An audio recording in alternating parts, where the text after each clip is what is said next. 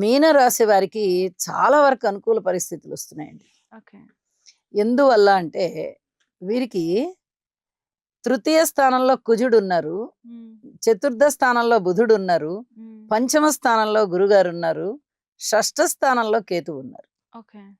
అంటే 4 గ్రహాల యొక్క ఉనికి చాలా చాలా బాగుంది. హ్మ్. చాలా అనుకూలమైన పరిస్థితుల్ని ఇస్తున్నారు ఇక్కడ. హ్మ్. అన్ని విధాల రుణ భారాలు తగ్గిపోతాయి. ధనం ఇంకా కావాలన్నా ఎక్కువగా దొరుకుతుంది.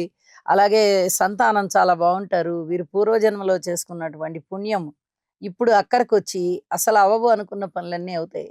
హ్మ్. ఏదైనా జీవితాశయం ఉన్నట్టయితే అది గూడా నెరవేరేటటువంటి పరిస్థితి. మాతృవర్గ రీత్యా బావుండడం, స్థిర చరాస్తుల రీత్యా బావుండడం, విద్యార్థులకి విద్య బావుండడం, స్వగృహము కట్టుకోవాలి అనుకోవడం, లేదా కొనుగోలు చేసుకోవాలి అనుకోవడం, అన్నదమ్ముల సహాయ సహకారం ఉండడం, హ్మ్. ఇట్లాంటివన్నీ కూడా కొంచెం ఆనందించదగ్గ విషయాలు. ఓకే. అలాగే వివాహం కాని వారికి ఇప్పటి వరకు వివాహం కుదరట్లేదని బాధపడే వారికి ఇప్పుడు ఖచ్చితంగా మంచి సంబంధం రావడం, కుదరడం ఇట్లాంటివన్నీ జరుగుతుంటాయి. హ్మ్. విదేశాలకు వెళ్ళాలన్నా కూడా విదేశీయాన యోగం ఇవన్నీ బాగున్నాయి. హ్మ్. మరి మాసాంతంలోకి వెళ్ళేటప్పటికి ఈ షష్ఠ స్థానంలోనే రవి బుధులు కూడా చేరుతున్నారు కేతువుతో కలిసి. హ్మ్. ఇంకా అద్భుతమైనటువంటి పరిస్థితి. ఆ షష్ఠ స్థానం ఎంతగా యోగిస్తోందంటే 3 గ్రహాలంటే అది మాటలైన విషయం కాదు. హ్మ్. రుణభారాలు తగ్గిపోతాయి.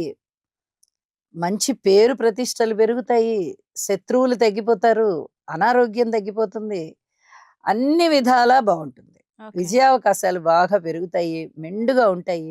కాబట్టి ఈ నెలంతా కూడా సంతృప్తికరమైన జీవితంతో ఉంటారు ఓకే. మీనరాశి వాళ్ళు. అమ్మ, వీరికి మాసాంతానికొచ్చేసరికి ఏమైనా అనుకోని మార్పులు జరిగే అవకాశం ఉందంటారా? అన్నీ మరి అనుకోనివే గదా! హ్మ్. షష్ఠ స్థానం యోగిస్తోంది మాసాంతంలో అంటే